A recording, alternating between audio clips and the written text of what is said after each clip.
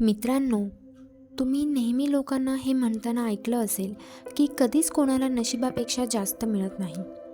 कोणी किती जगणार, कसं जगणार हे सगळं नशीब ठरवतं.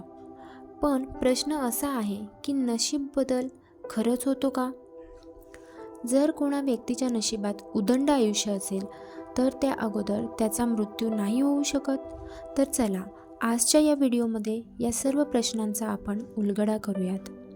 मित्रांनो, मनुष्य नेहमी नशिबाच्या भरवशावर असतो. जर त्याला कोणी भविष्यवाणी केली तू 90 वर्षे जगशील, तर तो निश्चिंत होऊन जाईल आणि कशाचीही पर्वा करणार नाही. कर्मांच्या बाबतीतही मनुष्याचं असंच काहीतरी असतं. जर मनुष्याच्या नशिबात यशस्वी होणं आहे आणि हे जर त्याला कळालं तर तो कसलाही प्रयत्न करणार नाही. मनुष्याचा स्वभावच असा आहे. पण या सगळ्यात तो हे विसरून जातो, ज्याचं नशीब हे त्याच्या कर्मावर आधारित आहे.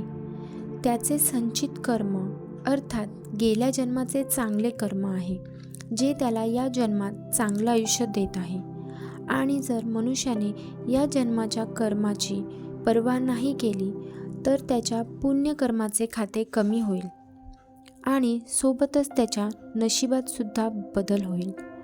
मनुष्य नेहमीच कर्माकडे दुर्लक्ष करतो, पण कर्म हेच त्याच्या आयुष्यातील दोरी सांभाळते.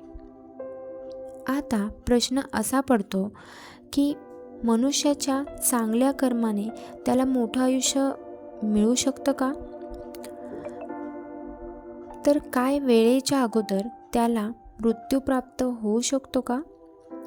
तर मित्रांनो, कोणाचा केव्हा मृत्यू होईल आणि कोण किती जगणार आहे हे फक्त ईश्वरच सांगू शकतो.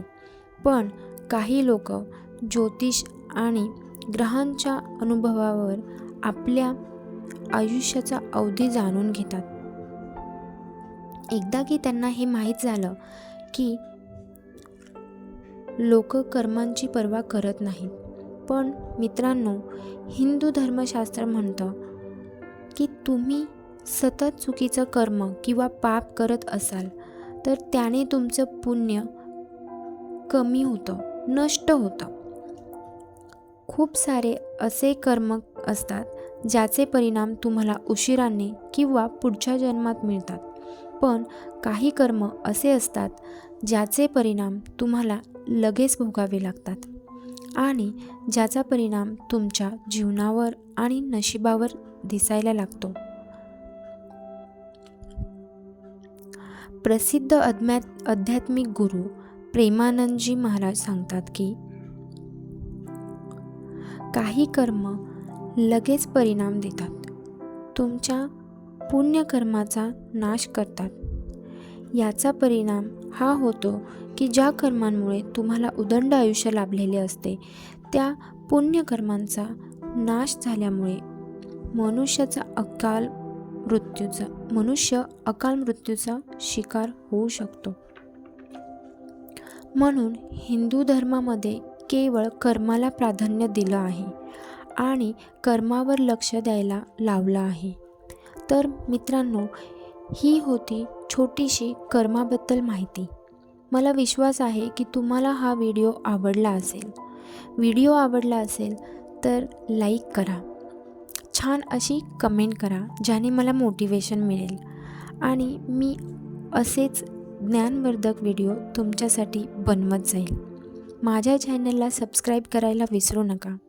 भेटूयात नेक्स्ट व्हिडिओमध्ये. तोपर्यंत खुश रहा, आनंदी रहा. थँक्यू.